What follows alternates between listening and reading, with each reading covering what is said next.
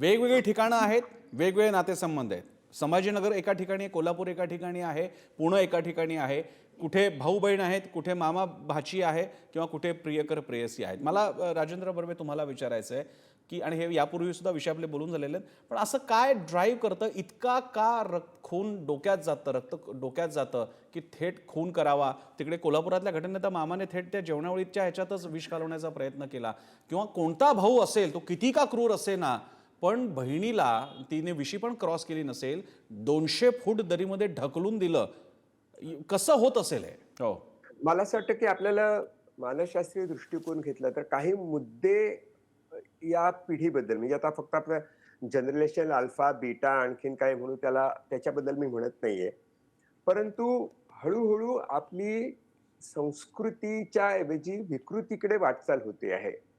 आता विकृतीमध्ये एक महत्वाचा मुद्दा येतो, तो म्हणजे लो फ्रस्ट्रेशन टॉलरन्स. हम्म. म्हणजे आपल्या मनासारखं घडलं नाही, हो. तर त्याच्यामुळे निर्माण होणारी जी अस्वस्थता असते, हम्म. मग त्या अस्वस्थतेचं रूपांतर कशातही होऊ शकतं. हो.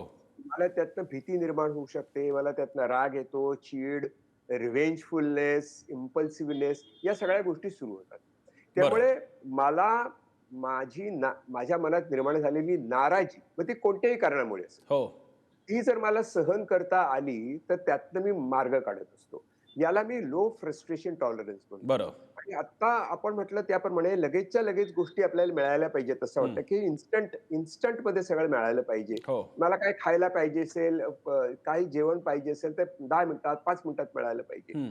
म्हणजे मी अजिबात अस्वस्थता सहन करू शकत नाही, अगदी थोडक्या बाबतीत सुद्धा. हो. आता आपल्याला ही जी उदाहरणं दिसतात, ती ठसठशीत आहेत आणि अत्यंत घृणास्पद आहेत. म्हणजे हम्म. आपल्या डोळ्यात म्हणजे खूपच जाचतायत आपल्याला. बरं. परंतु आपण सूक्ष्म पातळीवर जरी विचार केला, तर अशा प्रकारे ब्रेकअप झाला, मला माझ्या मनाप्रमाणे लग्न करून देत नाहीत किंवा WhatsAppवरती मला मेसेज येतो म्हणून मी 14-15 वर्षाची मुलगी एका मुलाबरोबर पळून जाते. हो. या गोष्टी ज्या आपल्याला समाजामध्ये दिसत आहेत, त्याचं एक मुख्य सूत्र या लो फ्रस्ट्रेशन टॉलरन्समध्ये आहे. हम्म. आणि त्यातनं येणारी इम्पल्सिव्ह ॲक्शन आहे. हम्म. म्हणजे अ, त्या क्षणी मला माझ्या मनावरचा तोल सुटतो. माझी सदसद विवेकबुद्धी जागृत राहत असलेली असते, ती बरं. नाहीशी होते आणि इमोशन्स टेक ओव्हर. आणि मी त्यावेळेला वाटेल ते मी करायला तयार होत असतो. हम्म. आता त्यातला आणखी एक मुद्दा आहे. तो सुरुवातीला मगाशी निलमताई म्हणाल्या, की चंगळवाद हा शब्द मला आवडत नाही. मला पण तो आवडत नाही. हम्म. पण त्याचं एक वाईट फळ असं असतं, हम्म. की आपला समाज जास्तीत जास्त आत्मकेंद्री होत चाललेला आहे. हम्म. म्हणजे मी माझं, आय मी मायसेल्फ हो. असाच विचार करण्याची पद्धत आहे. त्यामुळे मला पटत नाही, मला योग्य वाटत नाही, माझ्या मनासारखं झालं पाहिजे आणि ज्या माझ्या मनासारखं होत नसेल, हो. तर ते मला सहनच होणार नाही. असे खरं. बरेच मुद्दे आहेत. त्यामुळे या सगळ्याचा आपल्याला परिपाक दिसतो. पण मला सूक्ष्म पातळीवरती या घटना खूप बटबटीत आहेत, त्याची आपण चर्चा करतो. हम्म. पण सूक्ष्म पातळीवरती घरामध्ये जी धुसफूस असते, दुस्वास असतो, आई-वडिलांची भांडणं असतात, हो. दुरावा असतो, तो याच्यापेक्षा अनेक पटीनं आपल्याला समाजामध्ये दिसतो हम्म. आणि तो जास्त भीतीदायक वाटतो. पुन्हा एकदा एक आता आपल्याला थोड्या ट्रॅडिशनल अपारंपरिक विचारांचा काहीतरी मार्ग शोधावा लागेल. हं, उदाहरणार्थ हं. विविध प्रकारची सर्वेक्षणं होतात. अनेकदा कोरोनाच्यासाठी तर कंपल्सरी हे पण आलं होतं, म्हणजे तुम्हाला ती लस घेणं हे अनिवार्य होतं. मग अशाच प्रकारे आपलाच हा समाज आहे, आपल्याच आजूबाजूचे लोक आहेत, तर अगदी कंपल्सरी नाही, पण शाळेच्या ऑफिसच्या कर्मचाऱ्यांच्या पातळीला जिथे शक्य आहे तिकडे काही प्रश्नावली घेऊन साधारण समाजाचं मानस नेमकं कसं आहे. फार राग तुम्हाला येतो का, तुमचं बीपी हाय आहे का, मधल्या काळात तुम्ही कधी फार जोरदार तुमची कधी भांडणं झाली का, तुमच्याकडनं हाणामारी झाली का, असे प्रश्नच विचारले जात नाहीयेत. आणि हे लोकांमध्ये आहे. आत्ताच मला एकांशी बोलताना ते सांगत होते की गेल्या काही काळामध्ये शिव्या देऊन बोलणं खूप सहज सोपं झालेलं आहे. माझा तुम्हाला प्रश्न आहे, अशी इंटरव्हेन्शन सरकारद्वारे असा समाजातला हस्तक्षेप आणण्याची वेळ आली आहे का? अ, हा मुद्दा जास्त राजकीय सामाजिक आहे. हम्म. कारण असा हस्तक्षेप जर आपण येऊ दिला, तर तो कुठपर्यंत येणार याला हम्म. पण विरोध करणारे लोक असतील. हम्म. म्हणजे हे आमचं पर्सनल आयुष्य आहे, याच्यामध्ये सरकारने किती ढवळाढवळ करावी असे प्रश्न त्यातनं निर्माण होऊ शकेल. हम्म. तो फार गुंतागुंतीचा मुद्दा आहे. हम्म. मला असं वाटतं की संशोधन, आता जो आपण कॉन्टेंट विषयी विचार करत होतो, हो. त्याच्यामध्ये पुष्कळ रिसर्च झालेला आहे. अगदी खूप अनेक वर्ष रिसर्च झालेला आहे. त्यातला एक अत्यंत महत्वाचा मुद्दा असा आहे, जो टीव्हीवरती म्हणजे न्यूजमध्ये कोणत्याही प्लॅटफॉर्मला तो लागू पडेल असा मुद्दा आहे. तो मुद्दा असा की जेव्हा आपण एखादा खून, दरोडेखोर किंवा काही गोष्टी दाखवत असतो, तेव्हा त्याची जी मॉडस ऑपरेंडी असते, कोणत्या प्रकारे त्याचं प्लॅनिंग केलं, ते कसं एक्झिक्यूट केलं, त्यातला एक्झॅक्टनेस कसा होता, हो. याचं तुम्ही जितकं अत्यंत तपशिलात जाऊन वर्णन करता, तितकी तुम्ही मॉडेल्स तयार करत असता. हं.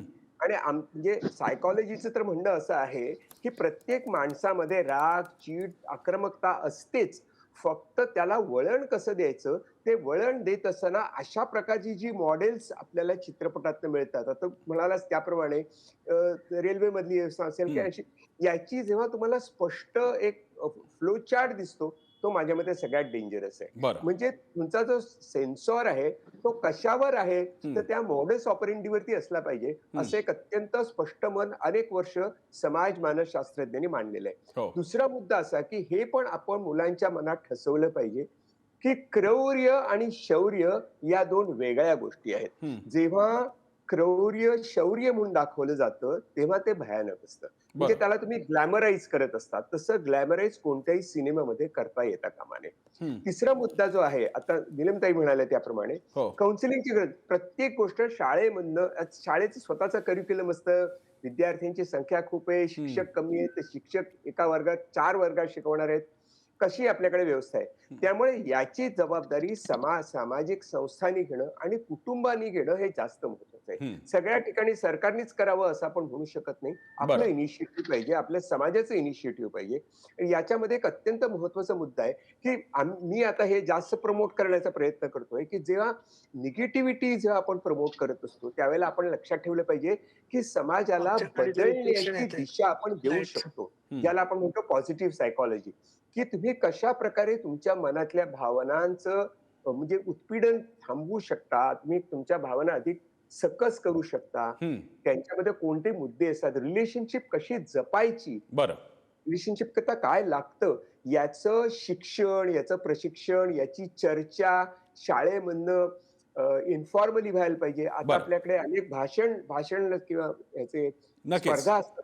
त्याच्यामध्ये हे विषय आले पाहिजेत, की तुम्ही हे कसं वाचू शकता. हे बरं. कसं भयानक आहे ह्याचं भरपूर चित्रण होतं, कारण ते नाट्यमय असतं. हं.